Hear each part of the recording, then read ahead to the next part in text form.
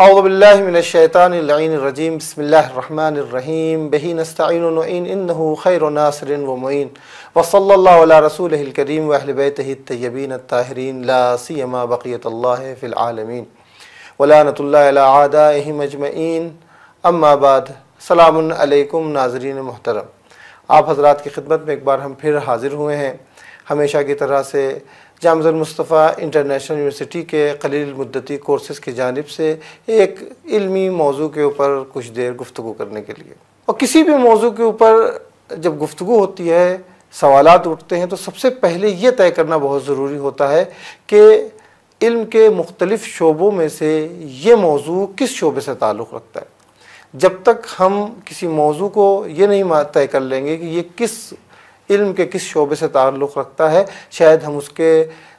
پر اٹھنے والے سوالات، اس کے جوابات، اس موضوع کو ہی نہیں سمجھ پائیں گے۔ تو سب سے پہلے تو یہ ضروری ہے کہ ہم یہ سمجھیں کہ ولایت فقیہ کا موضوع ہے کیا سائنس اس کو حل کرے گی، تاریخی موضوع ہے، فقہی موضوع ہے، کلامی موضوع ہے، فلسفی موضوع ہے، آخر اس موضوع کا تعلق علم کے کس شعبے سے ہے۔ اگر سب سے پہلے اس مرحلے کو ہم حل کر لیں کہ ہمارا یہ مورد گفتگو، یہ موضوع علم کے کس شعبے سے تعلق رکھتا ہے، تو شاید مسئلہ کسی حد تک پہلے ہی حل ہونا شروع ہو جائے۔ لہٰذا اتنا تو واضح ہے کہ بہرحال یہ موضوع ایک دینی موضوع ہے، ہمارے مذہب سے تعلق رکھتا ہے، لیکن ہمارے مذہب کے اندر بھی جو علوم ہیں مختلف، ان کے الگ الگ شعبے ہیں۔ علم کلام ہے جو عقیدے کی بحث کرتا ہے، عقل اور روایات اور قرآن کی آیات کے ذیل میں کسی مسئلے کو حل کرتا ہے۔ ہمارے خود دین کے اندر فلسفے کی اہمیت ہے، تاریخی گفتگو ہوتی ہے، احکام ہے فقہی اعتبار سے کہ ہم کو کیا کرنا ہے، کیا نہیں کرنا چاہیے۔ سب سے پہلے یہی ایک مسئلہ اگر حل ہو جائے کہ ولایت فقیہ کا تعلق کس شعبہ علم سے ہے، یعنی فقہ سے ہے کہ کلام سے، اس سوال کو ہم اپنے برادر ارجمن کی خدمت میں لے جائیں گے، اور باقی بھائی سے یہ چاہیں گے کہ آپ کی خدمت میں یہ اعوذ باللہ من الشیطان الرجیم بسم اللہ الرحمن الرحیم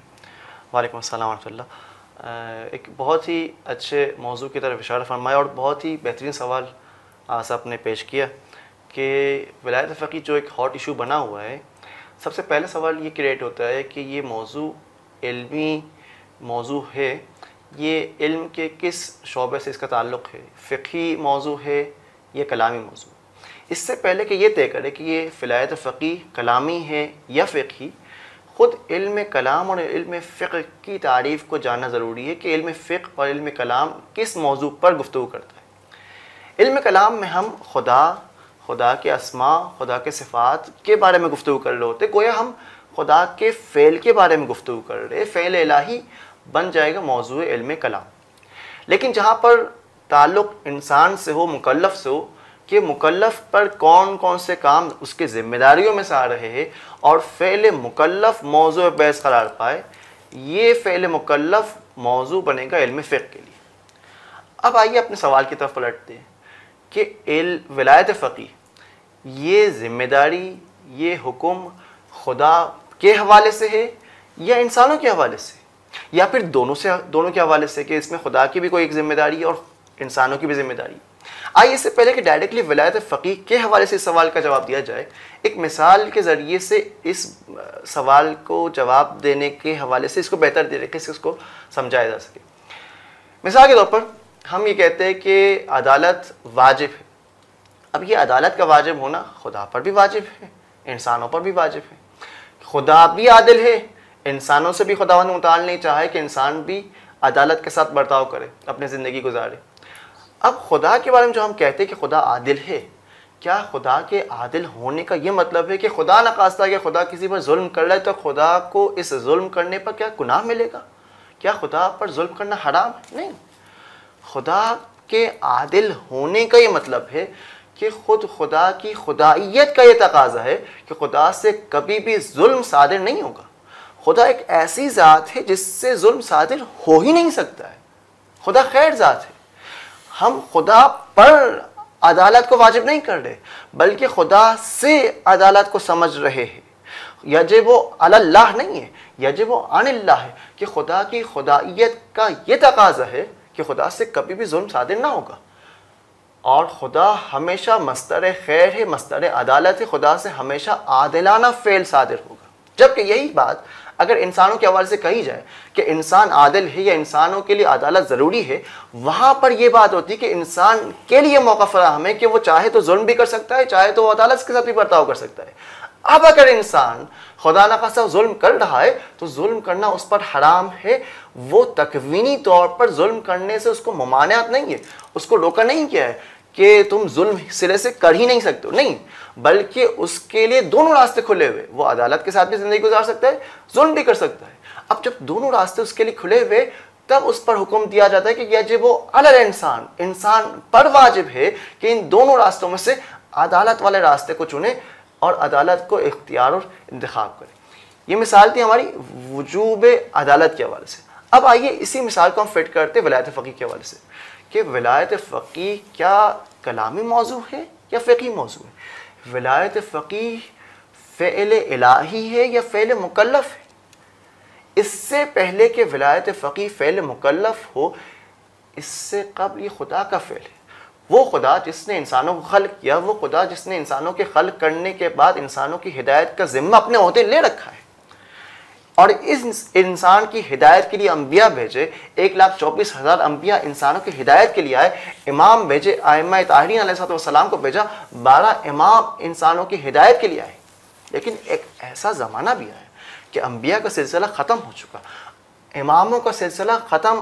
ایسا ہوا کہ 12ویں امام پردے غیبت میں ہے. اب جب امام ہمارے سامنے حاضر اور ناظر نہیں ہے، ہم ڈائریکٹلی اپنی ہدایت امام حاضر سے، امام ظاہر سے نہیں لے سکتے. امام حاضر ضرور ہے، ظاہر نہیں ہے میرے سامنے. میں امام سے ڈائریکٹلی رابطہ نہیں کر سکتا، کنیکشن نہیں کر سکتا، ان سے اپنا سوال نہیں پوچھ سکتا، ان سے ڈائریکٹلی جو ہدایت چاہ رہا ہوتا ہوں وہ نہیں حاصل کر سکتا. انڈائریکٹلی وہ یقیناً مجھے ہدایت کر رہے ہیں، لیکن جو ڈائریکٹلی ہدایت کی مجھے ضرورت ہے وہ میں ڈائریکٹلی امام ظاہر سے نہیں حاصل کر سکتا. کیا خدا اس زمانے غیبت میں مومنین کو اسی طرح چھوڑ دیا ہے؟ کیا مومنین کو اب، انسانوں کو اب ہدایت کی ضرورت نہیں ہے یا نہیں؟ اس زمانے غیبت میں بھی انسان محتاج ہدایت ہے، ہادی کا محتاج ہے، کوئی بتانے والے کا، ہدایت کرنے والے کا محتاج ہے. اب جب انسان زمانے غیبت میں بھی ہدایت کا محتاج ہے، نبوت کا سلسلہ مکمل ہو چکا ہے، 12ویں امام پردے غیبت میں ہے، تو اب کون اس ہدایت کے ذمے کو اپنے عہدے پر لے گا اور انسانوں کی ہدایت کرے گا؟ لہٰذا اس زمانے غیبت میں خداوند متعال نے جہاں امام پردے غیبت میں موجود ہے، نائبین امام قرار دیا ہے تاکہ وہ اس امام جو پردے غیبت میں موجود امام ہے،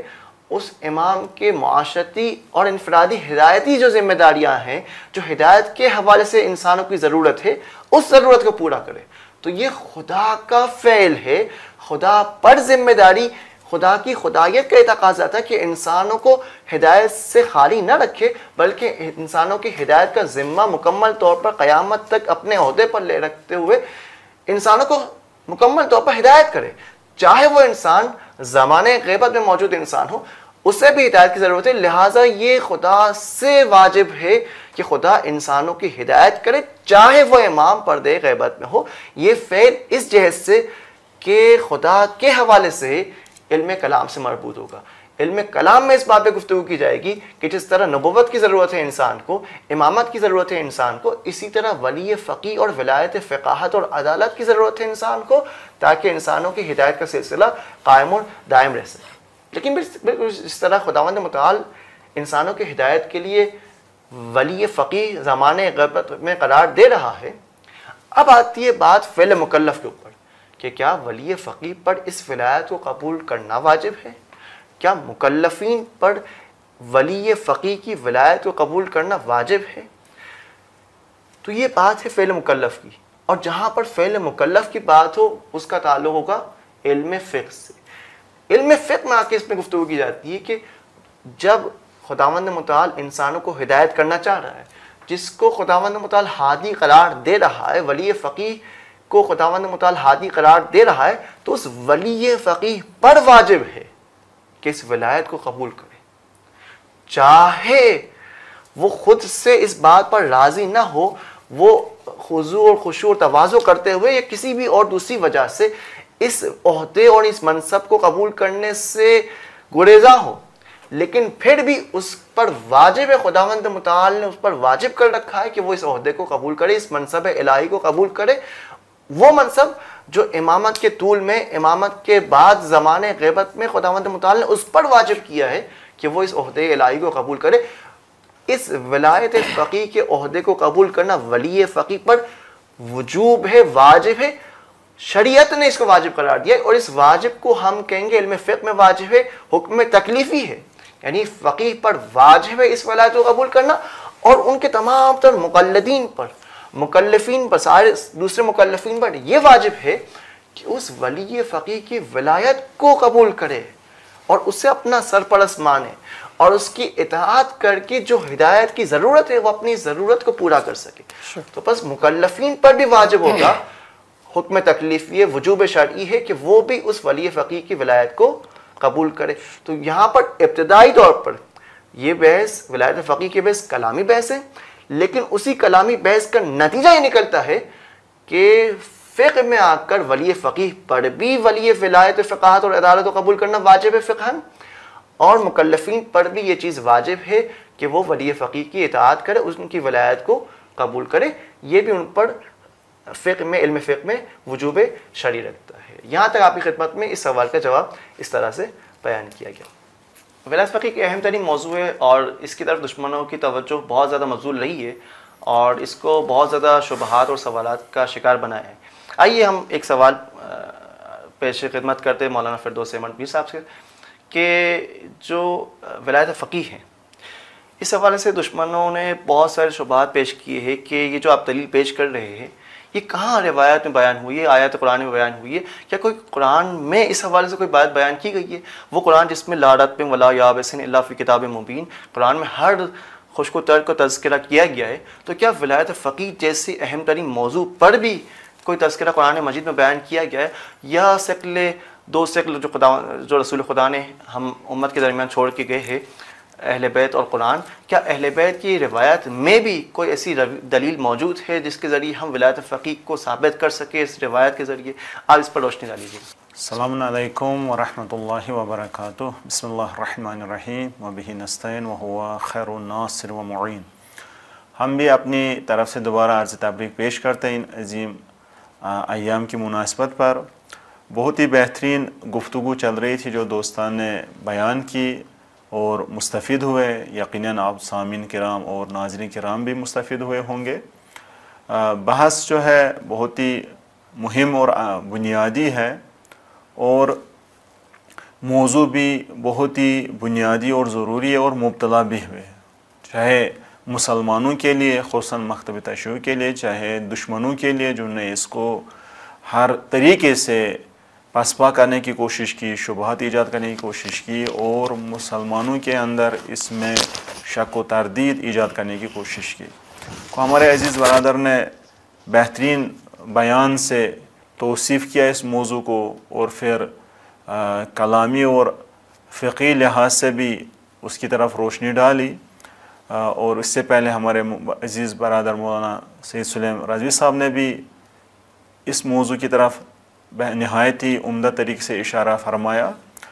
بہرحال اب جو حقیر سے جو انہوں نے امر کیا اس کی طرف اشارہ کرے،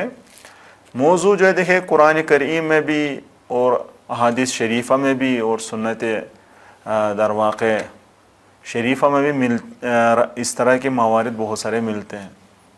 کہ جو دلالت کرتی ہے ولایت کے موضوع پر، یا بالخصوص ولایت فقیہ کے موضوع پر۔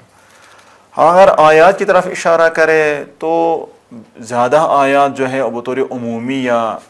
غیر مستقیم طور پر اس موضوع کی طرف اشارہ کرتی ہے، جیسے جو بھی آیت ولایت خداوند متعال کے متعلق ہے، یا آیات جو ہے نبی اکرم صلی اللہ علیہ وسلم یا انبیاء اطہار علیہ السلام کی ولایت کے متعلق ہے، امامت کے متعلق ہے، یا وہ اولی الامر کے ولایت اور اطاعت کے متعلق ہے، یا آپ کہیں جو بھی آیات عرض کروں آپ کی خدمت میں کس کے متعلق ہے، حکومت کے متعلق ہے، اوامر الہی کے متعلق ہے، یا احکام الہی اجرا کرنے کے متعلق ہے، ان سب کو ہم رب دے سکتے ہیں، یا ان سب کے اندر واضح اشارہ ملتا ہے کہ جو ہے یہ آیات متعلق ہے کس سے؟ ولایت کے موضوع پر، حکومت کے موضوع پر، امامات کے موضوع پر، رہبری کے موضوع پر، اور نتیجتاً جس زمانے میں معصوم نہ ہو، حی و حاضر سامنے حی تو ہے حاضر نہیں ہے، جیسے کہ غیبت کبریٰ کا دور ہے، ولایت فقیہ کے ساتھ بھی یہ ارتباط پیدا کرتی ہے۔ تو معروف ترین جس سے ہم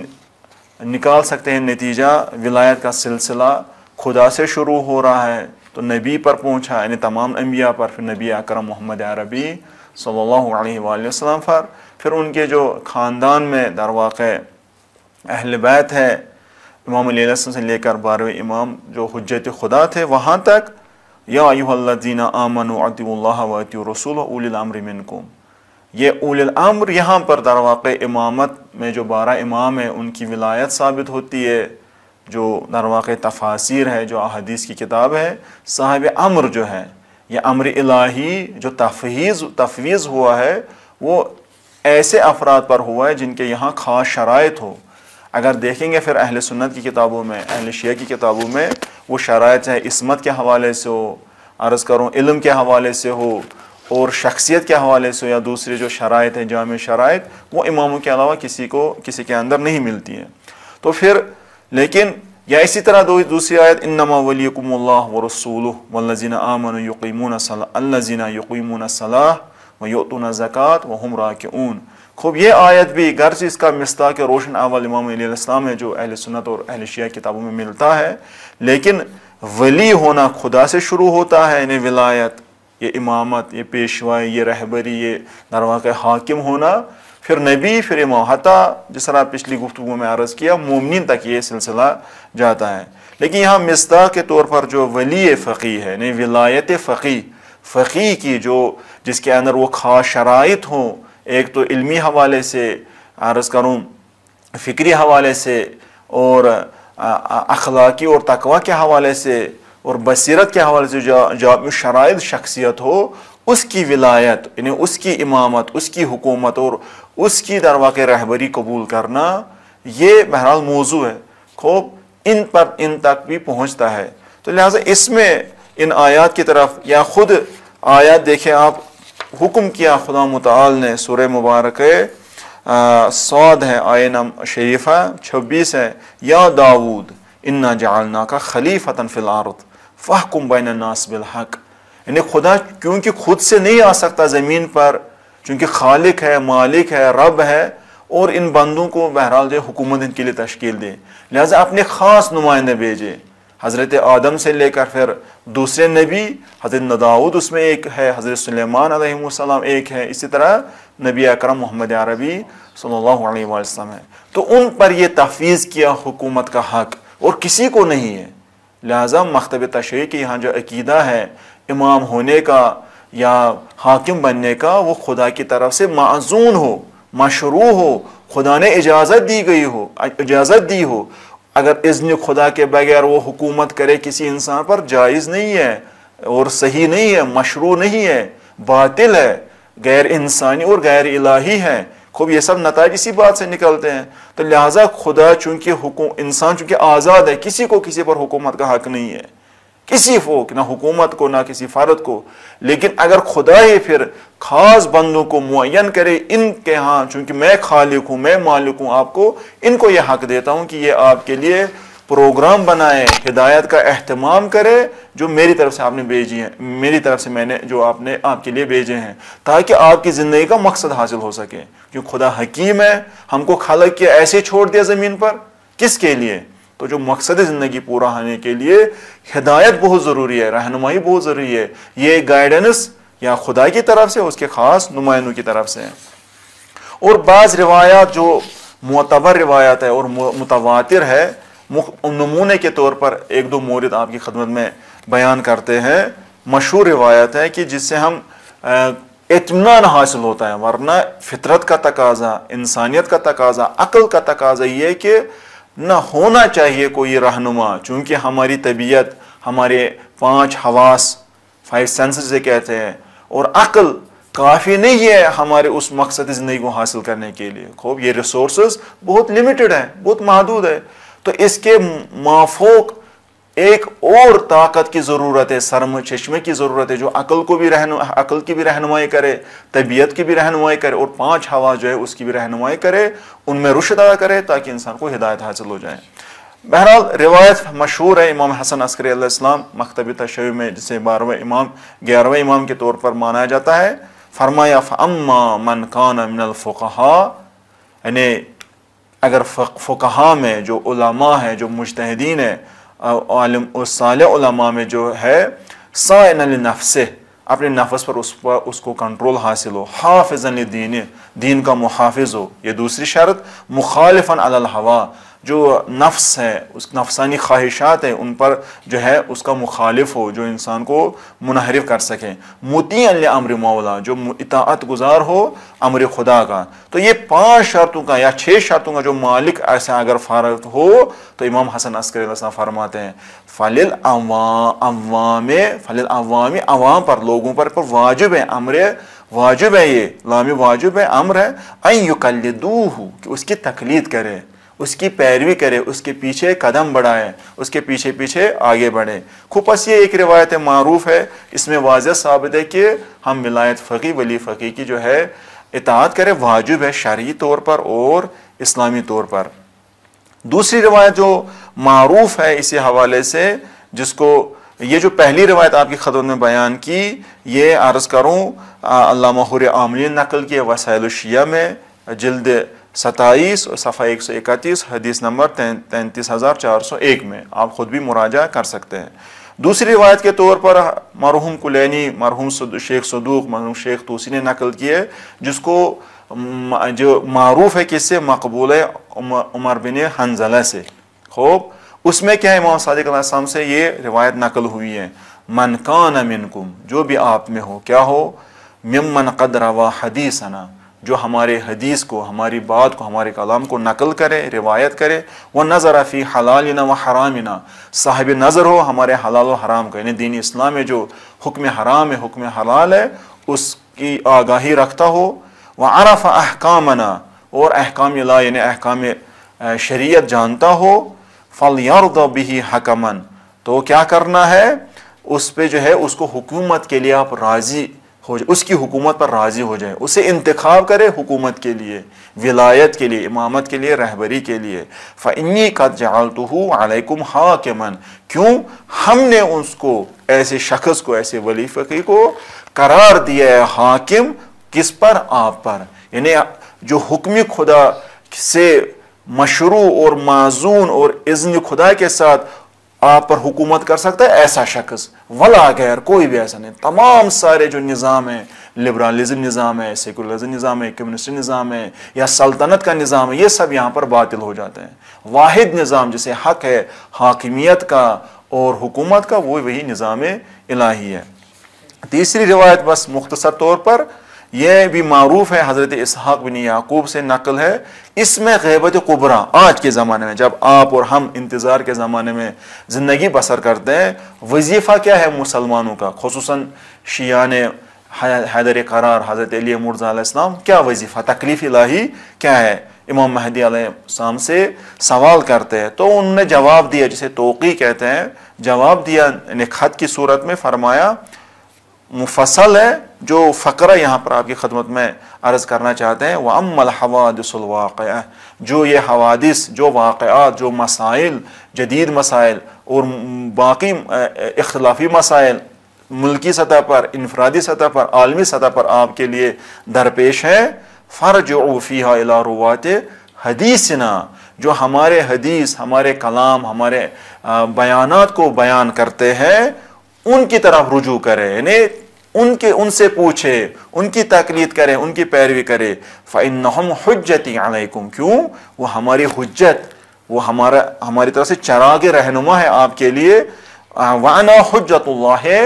عَلَيْهِمْ، اور جو ہے ہم ان پر خدا کی طرف سے حجت ہے، یعنی ہم ان پر نظارت کرتے ہیں۔ مولانا صاحب اس روایت میں بیان کیا کہ فرجو الی روات احادیث، نا کہ جو ہماری روایتوں کو بیان کرنے والے ان کی طرف رجوع کرے، تو روایت بیان کرنے والے تو کوئی بھی ہو سکتا ہے، اس میں ولی فقیہ ہے، ولایت فقہ تو کس طرح اس کے ذریعے ثابت کیا جا سکتا ہے؟ جی، جیسے کہ آپ بہتر سمجھتے ہیں اور فرماتے بھی ہیں، تو اس میں حالانکہ جو اس سے پہلے آپ کی خدمت میں روایت نقل کی، جو در واقع اس روایت کو یا اس کلام معصوم کو، آیت الہی کو، اس پر نظر در واقع تبحر رکھتا ہو، جانتا ہو، سمجھتا ہو اور فہم کے ساتھ ساتھ بیان بھی کر سکے، یعنی جس میں وہ خاص شرائط جو ایک ولی فقی میں ہے وہ ہونی چاہیے۔ ہر کوئی مثلا کسی جگہ سے روایت اٹھائے نقل کرے، لیکن نقل کرنا کافی نہیں ہے، بلکہ اس سے استنباط، اس سے در واقع اجتہادی طور پر حکم الہی نکال سکے اور لوگوں کی رہنمائی کر سکے۔ ہر ایک کا کام نہیں ہے، ہر شعبے میں ایک صاحب نظر ہوتا ہے، اسپیشلسٹ ہوتا ہے، جیسے ڈاکٹری طب شعبے میں، جیسے انجینئرنگ شعبے میں، ہر کوئی وہاں نظر نہیں دے سکتا ہے۔ جس نے وہ سلسلہ طے کیا ہو، اس میں وہ مہارت حاصل کی ہو اور اس میں در واقع وہ سفر طے کیا ہو، وہ صاحب نظر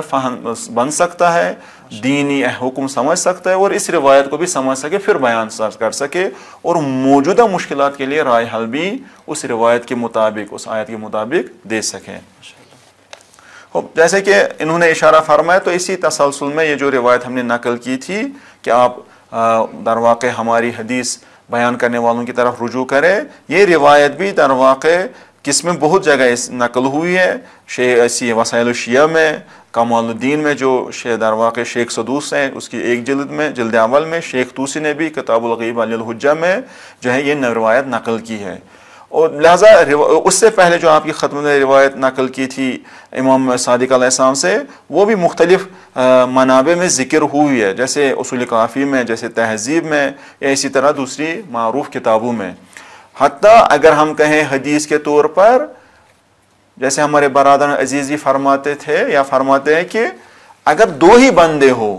یعنی ضرورت ہے اس در واقع ولایت فقیہ کی یا امامت کی یا ولایت کی، دو ہی بندے ہو کائنات پر، جیسے کہ محمد صادق علیہ السلام فرماتے اصول کافی میں نقل ہوئی ہے، جلد 1 صفحہ 180، لو کان الناس رجلین، اگر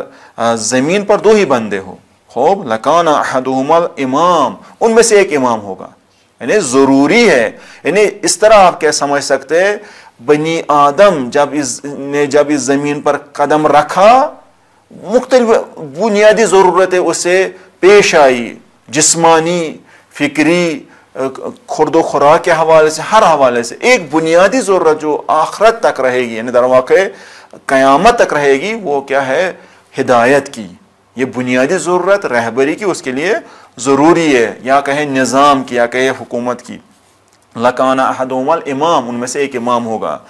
وقال ان آخر من یموت، یعنی جو آخر پہ مر جائے گا، اس دنیا سے چلا جائے گا، وہ کون ہے؟ الامام، وہ امام۔ نہ کہ امام پہلے جائے گا پھر ماموم، نہ، ممکن نہیں ہے کہ کوئی ہو امام نہ ہو، حالانکہ حاضر ہو یا غائب۔ لئلا یحتج احد علی اللہ، کیوں ایسا ہو؟ تاکہ کوئی فرد، وہ جو دوسرا فرد ہے، اعتراض نہ کرے، احتجاج نہ کرے خدا پر، بہانہ نہ بنائے کہ اللہ عز و جل انہ ترکہ، کہ اس نے اس کو ترک کیا بغیر حجت للہ علیہ، یعنی اس نے چھوڑ دیا، یہ دنیا چھوڑ دی، لیکن کوئی امام نہیں تھا، حجت خدا نہیں تھی۔ تو ربوبیت کا تقاضا ہے، خداوندی کا تقاضا ہے، خداوند کی عدالت کا، حکمت کا تقاضا ہے کہ یہ روایت سے ثابت ہوا کہ ایک حجت ہو، ایک چراغ ہو ہمیشہ رہنمائی کے لیے۔ حالانکہ خود نبی کے زمانے میں نبی اور امام کے زمانے میں امام، اگر امام نہ تو اس کا نائب امام، جسے دوسرے لفظوں میں ولی فقیہ کہتے ہیں، جو انسان کی رہنمائی کرے،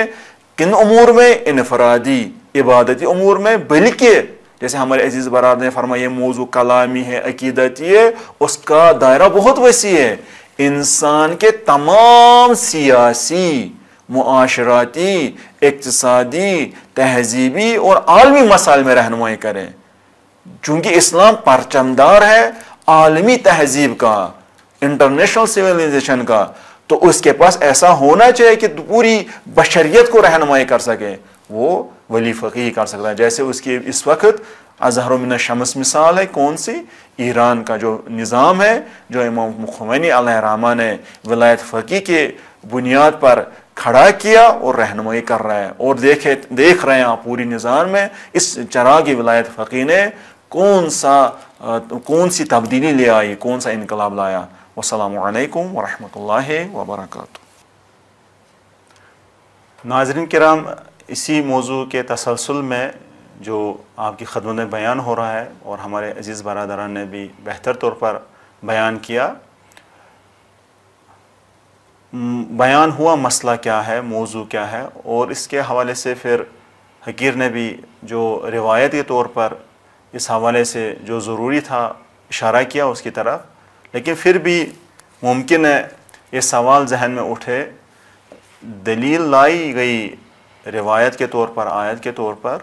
لیکن اگر جو غیر مسلمان ہو یا خود مسلمان ہو وہ ہم سے تقاضا کرے کہ عقلی طور پر کیا دلیل ہے، عقلی طور پر کیا ضرورت ہے ولایت فقیہ کی، اور اس کے حوالے سے کس طرح ہم عام لوگوں کے لیے یہ بات ثابت کر سکے کہ ولی فقیہ کا ہونا ضروری ہے، اس کی ولایت اور حکومت کا ہونا ضروری ہے، اور اس کے حوالے سے مطمئن ہو ایک مومن، ایک مسلمان کہ یہ جو ہم عقیدہ رکھتے ہیں یا اس کے مطابق عمل کرتے ہیں یہ صحیح ہو. تو اس موضوع کے لیے، اس عقلی دلیل کو یا عقلی دلائل کو بیان کرنے کے لیے ہم زحمت دے رہے ہیں اپنے عزیز اور جلیل القدر برادر حجت الاسلام مولانا سید سلیم رضوی صاحب کو. وہ اس کی طرف اشارہ کریں گے کہ کیا کس طرح ہم ثابت کر سکتے ہیں عقلی طور پر کہ ولی فقیہ کا ہونا ضروری ہے اور اس کی اطاعت بھی کرنا ضروری ہے. تو لہٰذا ناظرین کرام آئے ہم سب ان سے مستفید ہو سکے اور اپنے عزیز برادر سے اس موضوع کی طرف اشارہ کریں. بسم اللہ الرحمن الرحیم. برادر رجمن کا یہ سوال سنتے ہی جو ہماری طرف انہوں نے اس سوال کے ہماری طرف پہنچایا تو شہید مطہری کی ایک بات یاد آتی ہے کہ انہوں نے کہا تھا کہ جتنے بھی مسائل فلسفی ہیں جو عقلی استدلال کے اوپر ہوتے ہیں، اگر اس کا صحیح تصور کر لیا جائے تو وہ سب کے سب بدیہی ہو جائیں گے. ماشاء اللہ سے ہمارے برادران نے ولایت فقیہ کے اوپر جو ابھی تک گفتگو کی اس سے ولایت فقیہ واضح ہو گئی، اور واضح ہونے کے بعد ایسا لگتا ہے کہ اب دلیل عقلی کی ضرورت نہیں، کیونکہ ایک بدیہی سی واضح بات ہے اس کی اہمیت کیا ہے، اس کی ضرورت کیا ہے، اور کیوں ہر عقل انسانی کہے گی کہ ہاں ایک ایسا نظام ہونا چاہیے. لیکن بہرحال بے عنوان سوال اگر اس کو ہم ترتیب کے ساتھ ایک بار اس کو دہرائیں، اس کو جم بندی کرتے ہوئے آپ کی خدمت میں پیش کریں تاکہ شاید کوئی ہمارا ناظرین میں سے کہیں اور اسے پیش کرنا چاہے تو بڑی آسانی سے پیش کر سکتا ہے، کہہ سکتا ہے کہ اس کے جو مقدمات ہیں اس استدلال کے وہ یہی ہیں کہ انسان، میں ایک بات اور یہاں پر اضافہ کرنا چاہتا ہوں تاکہ بات اور واضح ہو سکے. کوئی بھی سوال ہو، کوئی بھی مسئلہ ہو انسان کا زندگی کا، اگر وہ ہدف زندگی، ہدف خلقت انسان کے جو پروسیس ہے، جو اس کا راستہ ہے، اس راستے میں معین ہے، ہمارا مددگار ہے، تو اس کو سمجھنا اور اس کو ہضم کرنا بہت آسان ہوتا ہے. اور جو بھی چیز ہمارے کسی بھی مقصد کی طرف جانے میں رکاوٹ بنتی ہے وہ باطل ہونے کا مفہوم رکھتی ہے. یعنی حق کیا ہے اور باطل کیا ہے، اس کی تعریف جو ہے وہ وجہ خلقت، مقصد حیات کے اعتبار سے کی جاتی ہے.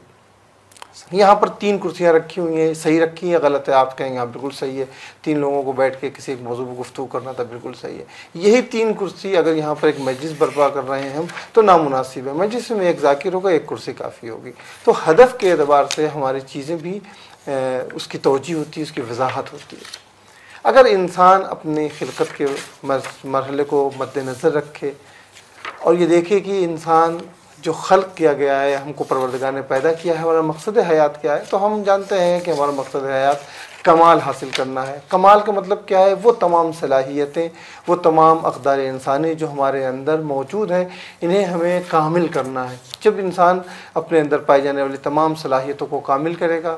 قرب الہی کا مفہوم وہاں پر آئے گا، کامیابی اس کو حاصل ہوگی دنیا میں بھی آخرت میں بھی. اس ذیل میں وہ کس طریقے سے اپنی ان صلاحیتوں کو بروئے کار لا سکے، کس طریقے سے اپنے اندر پائے جانے والے تمام اقدار انسانی کو کامل کر سکے، تمام کر سکے، اس کے لیے ضروری ہے کہ انسان جو دوسرے انسانوں کے ساتھ زندہ رہنے پر مجبور ہے، کیونکہ انسان تن و تنہا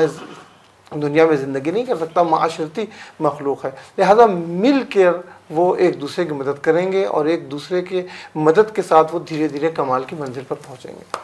اس سماج میں جب ان کو رہنا ہے، میں بہت تیزی سے، کیونکہ یہ بات آپ کی خدمت میں عرض کیا ایک بدیہی بات ہے، بہت تیزی سے اشارہ کرتے ہوئے صرف چلنا چاہتے ہیں کہ ہم مختصر وقت ہے. جب انسان کمال تک جانا چاہتا ہے اور معاشرے میں سب کے ساتھ رہنا چاہتا ہے، بغیر ساتھ رہے، کیونکہ اس کا جو وجود ہے وہ صرف اور صرف کسی ایک حیوان کی طرح نہیں ہے کہ ایک جسم نہیں ہے، ایک میٹر صرف نہیں ہے، بلکہ اس میں روح بھی پائی جاتی ہے، انسان ہے، اس کی روح ہے، اس کی صلاحیتیں ہیں جو اس مادی زندگی میں بھی زندہ رہنے کے لیے اس کو مجبور کرتی ہے کہ وہ دوسروں کا سہارا لے، دوسروں کے ساتھ مل کر رہے۔ تو یہ ایک معاشرہ تشکیل پانا ضروری ہے۔ انسانی استعداد، انسانی کمال اس وقت متحقق ہوگا، اس وقت تک میں منزل کمال تک پہنچے گا کہ جب وہ لوگوں کے ساتھ مل کر ایک سماج کی تشکیل دیتے ہوئے آگے بڑھے۔ اور یہی نہیں، انسان کی اگر انفرادی صلاحیتوں کو بھی بروئے کار لانا ہے، انہیں بھی کامل کرنا ہے، تو اس کے لیے بھی ضروری ہے کہ ایسا معاشرہ، ایک ایسا ماحول پیدا ہو کہ جو ماحول اسے معین ثابت ہو، اس کے لیے مددگار ثابت ہو، اور وہ اس انفرادی پہلو میں بھی کمال تک پہنچ سکے۔ ہر اعتبار سے بہرحال یہ ایک اشارتی بات ہے، آپ سب جانتے ہیں کہ معاشرے کی کتنی زیادہ ضرورت ہے۔ جہاں معاشرہ ضروری ہوا انسان کے لیے، وہاں پر پھر آپسی مفاد، آپسی جو وسائل زندگی ہیں اس کی کمیابی کم ہونا یا زیادہ ہونا، کئی وجوہات کے بنا پر تزاحم، آپس میں تنازعات، لڑائی جھگڑا، اختلافات کا وجود آنا، یہ بھی فطری سی اور واضح اور عقلی باتیں۔ لہذا ضروری ہے کہ کوئی ایک قانون ہو جو آئے اور اس انسانی معاشرے کو نظم دے سکے، حیات انسان کو منظم بنا سکے۔ اور وہ قانون کون ہوگا، کون بنا سکتا ہے؟ کیا خود انسان بنا سکتا ہے؟ اس کا بھی جواب مفصل موجود ہے کہ قانون گزار صرف اور صرف وہی ہو سکتا ہے کہ جو جن چیزوں کے لیے قانون بنا رہا ہے اس کا پوری طریقے سے عالم ہو۔ انسان اپنے اندر چھپی ہوئی تمام صلاحیتوں کا سے بھی آگاہ نہیں ہے، لہذا اسے حق نہیں ہے کہ خود اپنے بارے میں کوئی قانون بنائے۔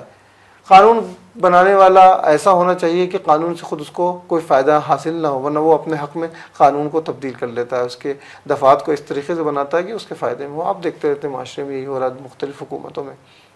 حکومتیں بدلتی ہیں اور قانون بدل دیتی ہیں تاکہ ان کی حکومت محکم اور مستحکم رہے، آگے چلتی رہے۔ لہٰذا قانون ایسا ہونا چاہیے جس میں عدالت پائی جاتی ہو، اور عدالتی قانون کے لیے ضروری ہے کہ جو بنانے والا ہو اس کا اس قانون سے کوئی ربط نہ ہو، نہ اس کو خوف ہو کسی کا،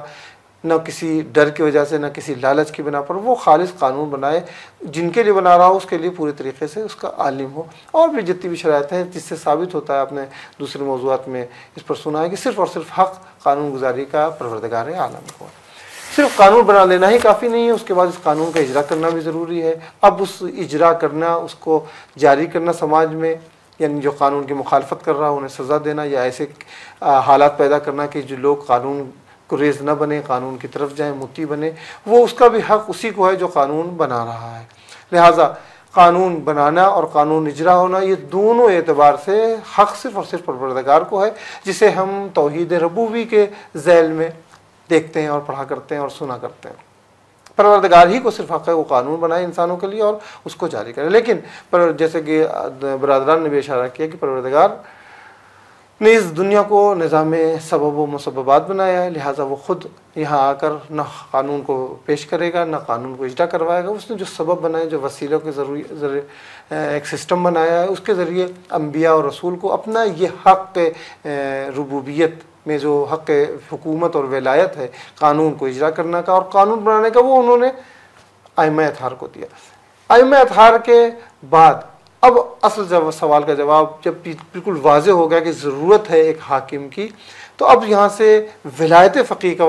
کے اوپر اٹھنے والا یہ سوال کا جواب یہاں سے واضح ہوتا ہے کہ جس وقت امام ظاہر موجود نہیں ہے، امام پردہ غیب میں ہے۔ اب پردہ غیب میں ہوتے ہوئے کیا ہم ہاتھ اٹھا لیں کہ اب پروردگار کے جو قوانین ہیں، جو شریعت ہیں، جو ہمارے انفرادی یا معاشرتی نظام کو صحیح کرنے کے لیے، اس کی کوئی ضرورت نہیں، اب حدود جاری نہیں ہوں گے، اب عدل و انصاف کے لیے جو ضروری ہوتا ہے کہ معاشرتی پیمانے کے اوپر اقدامات کریں، اس کو ان اقدامات کی ضرورت نہیں، کیونکہ امام غیبت میں چلے گئے ہیں، پردہ غیب میں ہیں، ہم اپنے آپ کو باطل اور طاغوتی حکومت کے حوالے کر دیں۔ تو یہاں پر عقل انسانی کہتی ہے کہ یہ بالکل صحیح نہیں ہے، بلکہ اس میں ضرر ہے، شریعت سے دوری ہے۔ لہٰذا عقل انسانی کہتی ہے کہ نہیں، ہم اسی قانون الہی کو جاری کروائیں۔ خود جاری کرنے کے لیے خود امام موجود نہیں ہے، تو جس میں جو زیادہ اصلاح ہو، جو زیادہ جس کے پاس علم ہو وہ آئے اور وہ ہمارا حاکم بنے. اور یہ بھی 2-2-4 کی بات ہے. حاکم بننے سے ہم روک نہیں سکتے, کوئی نہ کوئی ہمارا حاکم ہوگا. اب یہ حاکم ہماری ایک چھوٹی سی کوئی کمیٹی بھی ہو, وہاں کچھ لوگ اچھے نہ ہوں, ان میں بد اخلاقی پائی جاتی ہو, اچھی صفت نہ ہو, علم نہ ہو, جہل نہ ہو, ہم اس کو اپنا کمیٹی کا سردار اور سیکریٹری بناتے ہیں, یا کسی پڑھے لکھے کو. تو عقل انسانی کہتی جو تمام ان صفاتوں میں بہتر ہو, عاقل ہو, سب سے زیادہ جس کے پاس علم ہو, جو ماہر ہو, اسے ہم اپنا حاکم بنائیں. ولی فقیہ دین کے بارے میں پوری طریقے سے علم رکھتا ہے. نظام میں اگر اس کو جو حکومت چلانی ہے, اگر اس کا پاس حکومت کا بھی علم ہے, وہ ناظر بھی ہے, متبر بھی ہے, منتظم بھی ہے, لہٰذا ہم اس کو اپنا حاکم بنائیں گے. یہ ایک ایسا موضوع ہے جو عقلی اعتبار سے بالکل واضح اور بدیہی ہے. بہت ساری اس کی دلیلیں علماء نے دی ہیں, اس کے اوپر تفصیل سے جانے کی ضرورت نہیں ہے. لیکن آج کے وقت میں زیادہ تر یہ عقلی اعتبار سے سوالات نہیں اٹھتے. سوالات یہ اٹھائے جاتے ہیں کہ امام خمینی علیہ الرحمہ آئے, انہوں نے انقلاب کیا اور ایک بیگ یہ مسئلہ مطرح کر دیا, کہیں نہیں تھا اسلام میں. اس پہ بہت زیادہ ہم نے دیکھا اعتراضات ہوتے ہیں کہ یہ تو تھا ہی نہیں اسلام میں, کہاں سے آیا, ہم نے کسی روایت میں نہیں دیکھا تھا, کہیں کوئی گفتگو نہیں کرتا تھا ائمہ کے زمانے سے. امام خمینی نے جو آج سے 60 سال پہلے 50 سال پہلے یہ مسئلہ پیش کیا, ایک بیگ ایجاد کیا, انہوں نے کہاں سے ایجاد کیا. لیکن اگر ہم تتبع کریں تو شاید ہم کو ملے کہ امام خمینی سے پہلے بھی فقہاء نے اس مسئلے پر لکھا ہے, اس مسئلے کو بیان کیا. امام خمینی کو وہ حالات ملے کہ انہوں نے اس کو اجرا کیا. ہمارے برادر محترم محمد باقر مہدوی صاحب کی خدمت میں ہم چلیں گے, وہ آپ کی خدمت میں اس کو وضاحت کے ساتھ پیش کریں گے کہ امام خمینی سے پہلے بھی ہمارے بزرگ فقہاء عظیم اور مراجع کرام نے اس مسئلے کو اپنی کتابوں میں بیان کیا. آئیے ہم ان سے مستفید ہوتے ہیں. بہت اچھا سوال بیان فرمایا مولانا صاحب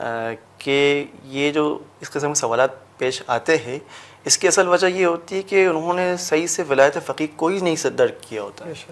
اور ولایت فقیہ کو درک کرنے کے لیے خود ولایت کو سمجھنے کی ضرورت ہے. ولایت کی 2 قسمیں غالباً فقہ میں بیان کی جاتی ہے. ایک وہ قسم ہے جس میں بات کی جاتی ہے کہ وہ جو مجانین پر, نابالغ بچوں پر, دیوانوں پر ولایت رکھتے ہیں, یہ ایک قسم کی ولایت ہے. لیکن ایک دوسری قسم کی ولایت بھی ہے جو اس معاشرے میں عقل مندوں پر ولایت رکھنا, اس معاشرتی امور کو چلانے کے لیے ان پر ولایت رکھنا جو صاحبان عقل ہے. ان کو صاحبان عقل والے معاشرے کو چلانے کے لیے بھی بالآخر کسی والی اور حاکم کی ضرورت ہے, تاکہ اس معاشرے, عقل مند معاشرے کو بہتر طریقے سے چلا سکے اور آگے بڑھا سکے. یہ دوسری قسم کی ولایت ہے. ان دونوں ولایتوں کو فقہ میں ذکر کیا گیا ہے, اور ان دونوں ولایتوں کے حوالے سے احکام الگ الگ بیان کیے گئے جو باعث اختلاف بنتے, جو باعث انکار بنتا ہے کہ بعض آ کے ولایت فقیہ کا انکار کر دیتے. گویا ان کے ذہن میں یہ تصور ہوتا ہے کہ معاشرہ نابالغ معاشرہ تو نہیں ہے, معاشرہ مجانین اور بے عقل افراد کا معاشرہ تو نہیں ہے, تو پھر کیوں اس قسم کی ولایت کا تذکرہ کیا جا رہا ہے. وہ گویا ان 2 ولایتوں میں خلط کر رہے ہوتے, اور ان 2 ولایتوں کو انہوں نے بہتر طریقے سے نہیں سمجھا ہوا ہوتا. ولایت فقیہ در حقیقت عقل مندوں کے معاشرے پر حکومت کرنا اور ان پر ولایت کرنا ہے, اور اس ولایت کا تقریباً کسی بھی فقیہ نے سرے سے طول تاریخ میں اگر آپ دیکھیں, صرف امام خمینی نے آ کر اس کو اپلائی کیا, امپلیمنٹ کیا معاشرے میں. لیکن اس نظریے کو, اس تھیوری کو فقہاء نے ابتدا سے اپنے کتابوں میں, اپنے اقوال میں بیان کیا گیا ہے. یہاں تک کہ اگر مثال کے طور پر بیان کرنا چاہے تو صاحب عروہ, وہ کتاب, وہ جس کے اوپر تعلیقہ لگائے ہوئے بغیر کوئی بھی شخص مجتہد و مرجع تقلید نہیں بنتا, وہ بیان کرتے اپنی کتاب میں, جواہر الکلام میں اس بات کو بیان فرماتے ہیں صاحب عروہ کہ مما یظہر بأدنى تأمل فی النصوص وملاحظتهم حال الشیعہ وخصوصا علماء الشیعہ فی زمن الغیبہ والخفاء بالتوقیع الذي جاء الى مفید من ناحیة المقدسہ وما اشتمل علیہ من التبجیل والتعظیم بل لولا عموم الولایہ لبقی کثیر من الامور المتعلقة بشیعتهم معطلہ. کہ وہ اس توقیع کی طرف اشارہ کرتے ہوئے جس توقیع کی طرف مولانا فردوسی میر صاحب نے بیان فرمایا, صاحب عروہ اس بات کو بیان فرمانے کہ اگر ولایت کا عمومی طور پر انکار کر دیا جائے تو اس صورت میں بہت سارے امور, بہت سارے ایسے کام جن کا تعلق معاشرتی امور میں ہے, معاشرتی ذمہ داریوں سے ہے, وہ بہت سارے امور تعطیل ہو جائیں گی, چھٹی ہو جائے گی, ان کو معاشرے میں امپلیمنٹ نہیں کیا جا سکے گا. لہٰذا بہت ہی عجیب و غریب ہے. وَمِنَ الْغَرِيبِ فَمِنَ الْغَرِيبِ وَسْوَسَةُ بَعْضِ النَّاسِ فِي ذَلِكَ بَلْ كَأَنَّهُ مَا ذَاقَ مِنْ طَعْمِ الْفِقْهِ شَيْئًا. بہت ہی عجیب و غریب ہے وہ جو اس ولایت کو، جو معاشرے کے عقل مندوں پر، صاحبان عقل پر ولایت رکھنا ہے، اس ولایت کا انکار کرنے والے بہت ہی عجیب و غریب ہے کہ کیسے ممکن ہے کہ کوئی والی، کوئی حاکم نہ ہو اور اسلامی معاشرے پر اسلامی احکام نافذ ہو سکے. اسلامی معاشرے میں اسلامی احکام نافذ نہیں ہو سکیں گے جب تک کوئی اسلامی حاکم اور والی نہ ہو. اور پھر ایک انتہائی اہم جملہ صاحب اور بیان فرما رہے کہ وہ جو اس ولایت کا انکار کر دے، ولایت فقیہ کا انکار کرنے والا ایسا ہے حتیٰ اگر وہ فقیہ بھی ہو، گویا اس نے فقاہت کی خوشبو تک نہیں سونگھی، وہ فقاہت کے کنارے سے بھی نہیں گزرا ہے. یہ بہت ہی واضح ترین چیز ہے. جو اس کا انکار کرنے والا ہے، صاحب اور بیان فرما رہے کہ انہو ما ذاق من طعم الفقہ شیئا، اس نے بالکل بھی ذرا برابر فقہ کی خوشبو نہیں سونگھی. یہ صاحب فقہ بالکل اسی طرح شیخ اعظم شیخ انصاری، جن کی کتاب کو پڑھے بغیر کوئی شخص مجتہد و ولی فقیہ نہیں بنتا ہے، ان کی رسائل و مقاصد پڑھے بغیر کوئی شخص مجتہد نہیں بنتا، تو وہ بھی اپنی کتابوں میں اس بات کو بیان فرماتے ہیں. اور وہ مقبول عمر ابن حنظلہ کے حوالے سے بات کو بیان فرماتے ہیں کہ مقبول عمر ابن حنظلہ میں یہ جملہ پایا جا رہا ہے فَإِنِّي قَدْ جَعَلْتَهُ حَاكِمًا. اس جملے میں اس بات کو بیان کیا جا رہا ہے کہ وہ شخص جو حاکم اور والی ہے صرف انفرادی امور میں انسانوں کو، مکلفین کو، اپنے مقلدین کو ہدایت نہیں دے گا، بلکہ اس کی ذمہ داری انفرادی امور میں تو ہے ہی ہے، اس سے بالاتر معاشرتی امور میں بھی اس کی ذمہ داری بن رہی ہے. وہ معاشرتی امور میں بھی ان تمام تر اپنے مقلدین کا حاکم اور والی ہے. ان کی ہدایت کا ذمہ اس پر بھی ہے کہ وہ ان کو معاشرتی امور کے حوالے سے بھی ہدایت کرے، ان پر معاشرتی امور کے حوالے سے بھی حاکم ہے. مطلق حکومت وہاں پر بھی پائی جا رہی ہے. اور اس بات کو شیخ اعظم نے اپنی کتاب رسائل مقاصد میں بیان نہیں کیا ہے کہ بہت سارے جو انکار کی طرف آتے ہیں کہ شیخ اعظم نے اس بات کو بیان نہیں کیا ہے. یقیناً رسائل مقاصد میں اس بات کا بیان نہیں آیا ہے، لیکن اس بات کو شیخ اعظم شیخ انصاری نے اپنی کتاب قضاء و شہادت میں بیان کیا ہے، صفحہ نمبر 8 اور 9 میں، اور اس بات کے اوپر تاکید کی ہے. اس مقبول عمر ابن حنظلہ کو تذکرہ کرنے کے بعد، اس روایت کے جملے کو بیان کرنے کے بعد تاکید کرتے ہوئے بیان فرماتے ہیں کہ وہ شخص انفرادی امور کے ساتھ ساتھ معاشرتی امور پر بھی حکومت اور ولایت رکھے گا. نتیجہ کیا نکل رہا ہے؟ نتیجہ نکل رہا ہے کہ یہ تھیوری، ولایت فقیہ کی تھیوری، ولایت فقیہ کا نظریہ، یہ ایسا نہیں ہے کہ ابھی 50 سال 60 سال ابھی اس کو پیش کیا گیا اور ابھی اس کو معاشرے میں لایا گیا، نہیں، بلکہ اس کو اخیراً امام خمینی علیہ الرحمہ نے اس کو امپلیمنٹ کر کے دکھایا ہے. لیکن یہ نظریہ طول تاریخ میں پہلے سے ہمارے فقہاء کے زبانوں میں، ان کی کتابوں میں موجود ہے، اور ہر ایک نے اس کو نہ صرف بیان کیا ہے، اس پر دلائل پیش کیے. اور وہ صاحب عروہ کا جملہ کہ جو شخص اس کا انکار کرے کوئی اس نے فقاہت اور فقہ کی کوئی خوشبو تک محسوس نہیں کیے. تو اس سے پہلے کہ ہم میں سے کوئی بھی اس کسی بھی نظریے کا انکار کرے، بہتر یہ ہوگا کہ اس بات کو مکمل طور پر، اس نظریے کو مکمل طور پر سمجھے. بس اوقات انکار کی ہماری وجہ ناسمجھی ہوتی ہے کہ ہم اس نظریے کو نہیں سمجھ پاتے، جب اس کے انکار پر اٹھ کھڑے ہوتے ہیں. تو بہتر یہ ہوگا کہ اس سے پہلے کہ کوئی بھی شخص اس ولایت فقیہ کے نظریے کو انکار کرے، اس کو سمجھنے کی کوشش کرے، اور اس کو سمجھ میں نہیں آ رہا ہے تو فقہا کو دیکھ لے. طول تاریخ میں تمام تر فقہا نے اس نظریے کو بیان کیا اور اس نظریے کے اوپر دلائل پیش کیے اپنے. ان کی طرف مراجعہ کر سکتا ہے، ان کی طرف رجوع کر سکتا ہے، ان کو دیکھ سکتا ہے. اور پھر اس نظریے پر اگر کوئی اشکال اور یا سوال اٹھ رہا ہے تو اس کو علمی فضا میں سمجھ کر پیش کیا جائے تاکہ اس کو بہتر طریقے سے سمجھ کر جواب دینے کی کوشش کی جائے. خداوند متعال سے دعا ہے کہ خداوند متعال ہمیں اس ولایت فقیہ کو سمجھنے اور اسلامی حکومت، اسلامی معاشرے میں جہاں پر ولایت فقیہ کی حکومت نافذ ہے، اسی قدر و قیمت کو جاننے اور اس کے اعلیٰ اور اس کو بلند کرنے کی ہمیں توفیق عنایت فرمائے. خداوند متعال امام زمانہ کے ظہور میں تعجیل فرمائے، امام ہم سب کو امام کے اعوان انصار میں شامل فرما کر جہاں میں شہادت نصیب فرمائے. وفقنا اللہ و ایاکم انشاءاللہ. والسلام علیکم ورحمۃ اللہ وبرکاتہ.